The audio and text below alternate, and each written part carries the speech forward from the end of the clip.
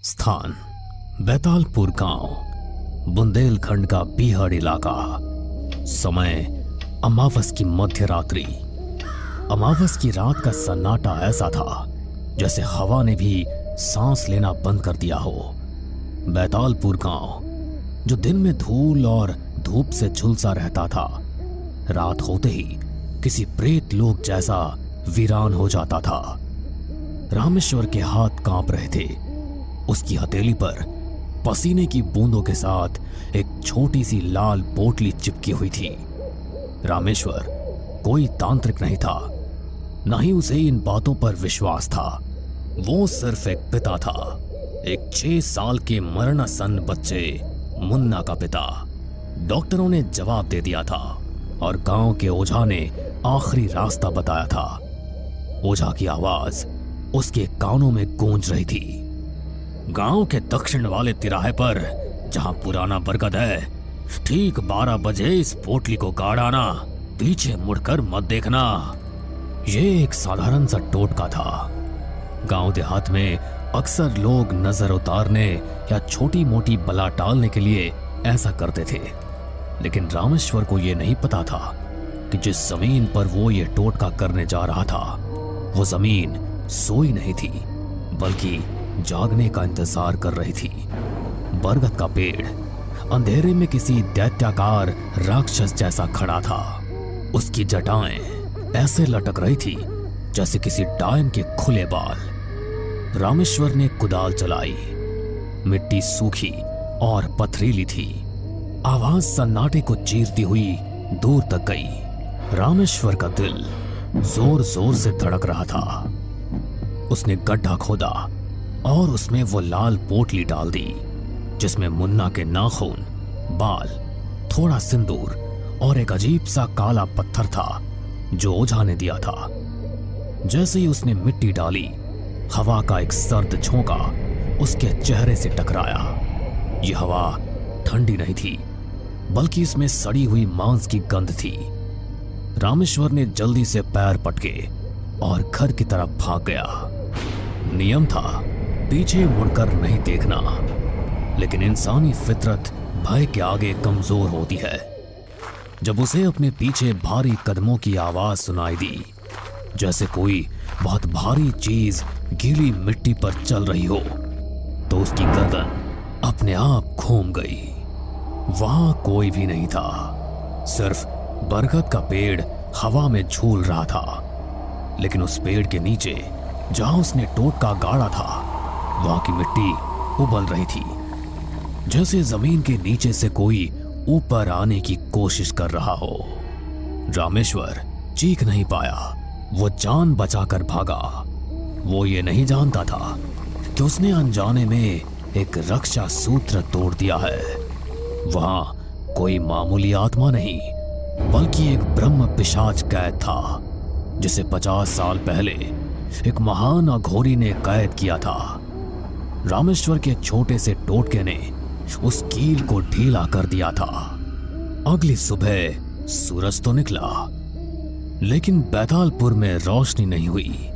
एक अजीब सा धुंधलापन छाया रहा। मुन्ना की हालत में सुधार होने के बजाय उसका शरीर नीला पड़ने लगा। दोपहर होते होते गांव के कुत्तों ने अजीब तरह से रोना शुरू कर दिया। वे आसमान की ओर मुंह करके नहीं, बल्कि रामेश्वर के घर की दहलीज की ओर मुंह करके रो रहे थे। तभी गांव के प्रवेश द्वार पर एक आकृति दिखाई दी। वो कोई साधारण साधु नहीं था। उसका शरीर चिता की ताजी भस्म से सना हुआ था। गले में इंसानी हड्डियों की माला थी। उसके बाल जटाजुट थे और उसकी आंखें अंगारों जैसी लाल थी। उसके एक हाथ में त्रिशूल और दूसरे में एक खोपड़ी थी। ये अघोरी काल पात्र थे, शमशान के राजा और तंत्र विद्या के महाज्ञाता। वे सीधे रामेश्वर के घर की ओर बढ़े। अघोरी ने रामेश्वर के घर के बाहर आकर अपनी भारी आवाज में ललकारा। रामेश्वर कांपता हुआ बाहर आया। महाराज। अघोरी ने अपनी लाल आंखों से रामेश्वर को देखा। तूने वहां टोटका नहीं किया, तूने मेरे गुरु द्वारा बांधे गए पाताल यंत्र को खंडित कर दिया। तू अपने बेटे की बीमारी उतारने गया था, लेकिन तूने महामारी को न्योता दे दिया है। रामेश्वर अघोरी के पैरों में गिर पड़ा। मुझे क्षमा कर दे बाबा, मैं अज्ञानी हूँ, मेरे बेटे को बचा लीजिए। तेरा बेटा अब तेरा नहीं रहा रामेश्वर।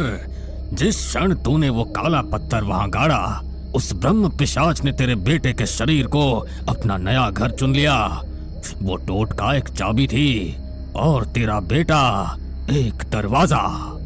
रात होते होते स्थिति भयावह हो गई।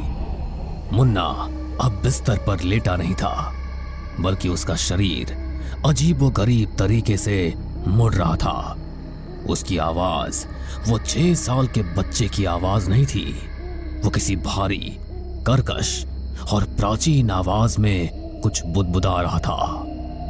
अघोरी कालपात्र ने रामेश्वर से कहा, अगर तू अपने बेटे और इस गांव को बचाना चाहता है तो तुझे मेरे साथ शव साधना में बैठना होगा। जो गलती तूने की है उसका प्रायश्चित रक्त मांगता है। किसका रक्त? भय का। 5 रात वो पिशाच पूरी तरह से इसके शरीर पर कब्जा करेगा। उससे पहले हमें उसे वापस उसी जगह पर खींचना होगा। घर के अंदर से एक जोर की दहाड़ सुनाई दी। मुन्ना हवा में तैर रहा था।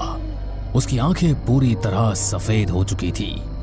अघोरी ने अपनी झोली से मुट्ठी भर भस्म निकाली और मंत्र पढ़कर मुन्ना की ओर फेंकी। ओम क्रीम कालिकाय नमः। जैसे ही भस्म मुन्ना के शरीर से टकराई, पिशाच चीखा, इसे इसकी जगह पर ले जाना होगा, जल्दी। रामेश्वर ने अपने बेटे के जलते हुए शरीर को उठाया। वो अकल्पनीय रूप से भारी था, जैसे वो किसी बच्चे को नहीं, पत्थर की चट्टान को उठा रखा हो। तिराहे पर पहुंचते पहुंचते आधी रात हो चुकी थी। वही बरगद का पेड़ अब और भी विकराल लग रहा था। पेड़ के पत्ते हिल नहीं रहे थे, बावजूद इसके कि आंधी चल रही थी। अघोरी कालपात्र ने रामेश्वर को उसी जगह बैठाया जहां उसने टोटका गाड़ा था। अब जो भी हो जाए, अपनी जगह से हिलना मत। अगर तेरा ध्यान टूटा तो ये पिशाच सबसे पहले तेरी आत्मा खाएगा। अघोरी ने अपने कपाल पात्र में मदिरा और अपना खुद का रक्त मिलाया।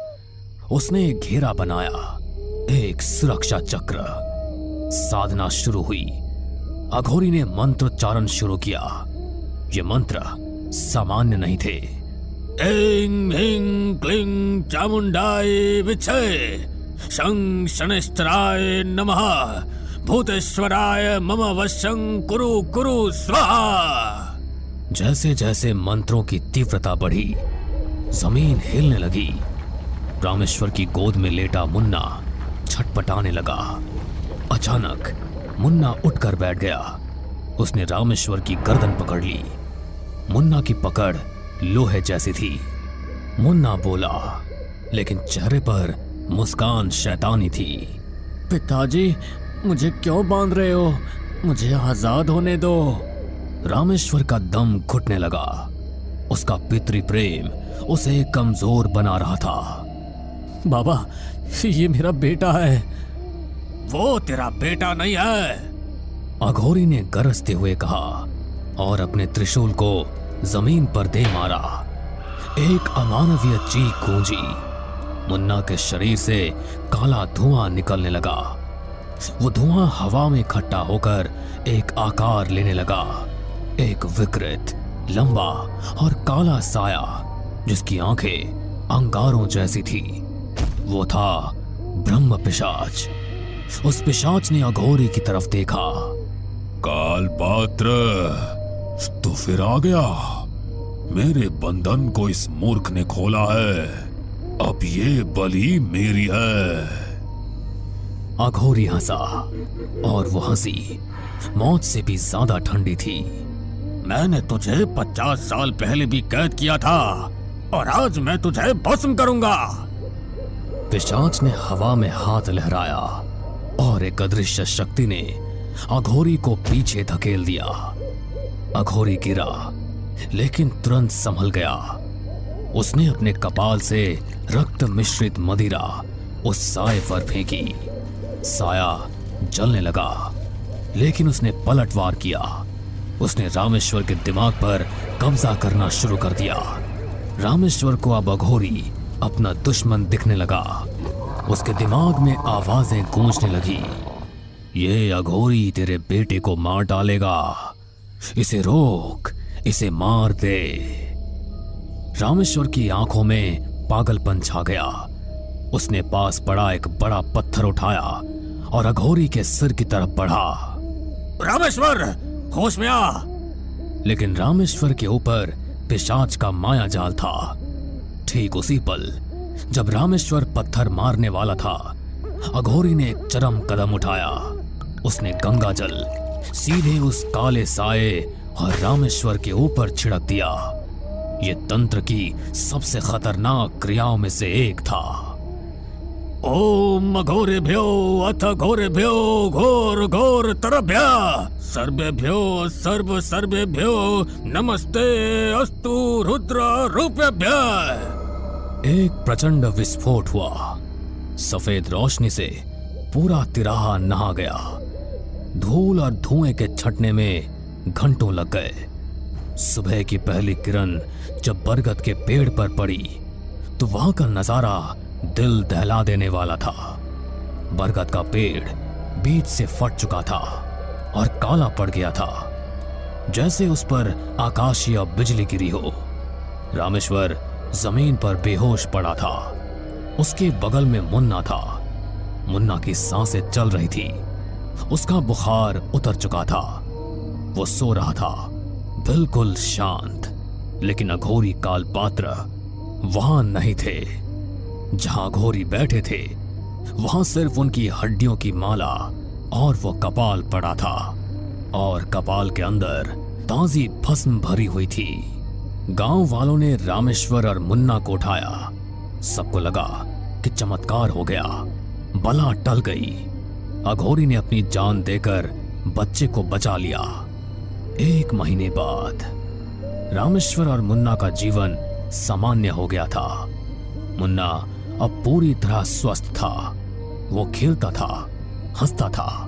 लेकिन रामेश्वर ने एक बात गौर की थी जो उसे रात को सोने नहीं देती थी। मुन्ना अब कभी कभी संस्कृत के शब्द बोलता था जो उसने कभी सीखे ही नहीं थे। एक रात रामेश्वर की नींद खुली। मुन्ना अपने बिस्तर पर नहीं था। रामेश्वर आंगन में गया। उसने देखा मुन्ना अंधेरे कोने में बैठा है। वो एक बिल्ली को पकड़े हुए था। रामेश्वर के पैरों तले जमीन खिसक गई। मुन्ना ने पीछे मुड़कर देखा। उसके चेहरे पर खून लगा था। उसने मुस्कुराते हुए कहा, पिताजी, बाबा कालपात्र ने पिशाच को तो भस्म कर दिया, लेकिन उन्होंने ये नहीं बताया कि उस ऊर्जा को कहीं तो जाना था। मुन्ना की आंखें एक पल के लिए इंसानी नहीं रही। वे अंगारों जैसी लाल हो गई, बिल्कुल अघोरी कालपात्र जैसी। रामेश्वर समझ गया, उस रात तिराहे पर सौदा हुआ था। पिशाच को नष्ट करने के लिए अघोरी को एक पात्र चाहिए था। अघोरी मरा नहीं था। उसने मुन्ना के अंदर प्रवेश किया था। एक साधारण टोटके ने पिशाच को तो भगा दिया, लेकिन घर में एक महातांत्रिक को बसा दिया था। हमें पूरा यकीन है दोस्तों कि आप लोगों को ये कहानी जरूर पसंद आई होगी। अगर आपके साथ भी कुछ ऐसे अनकहे किस्से हो चुके हैं तो प्लीज हमारे साथ शेयर करें। हम जरूर अपने चैनल पर उनको दिखाएंगे। हमारी ईमेल आईडी नीचे डिस्क्रिप्शन बॉक्स में दी गई है, तो प्लीज हमारे वीडियो और चैनल को शेयर एंड सब्सक्राइब करें और बने रहे हमारे साथ ऐसे ही अनकहे किस्से और कहानियां सुनने के लिए।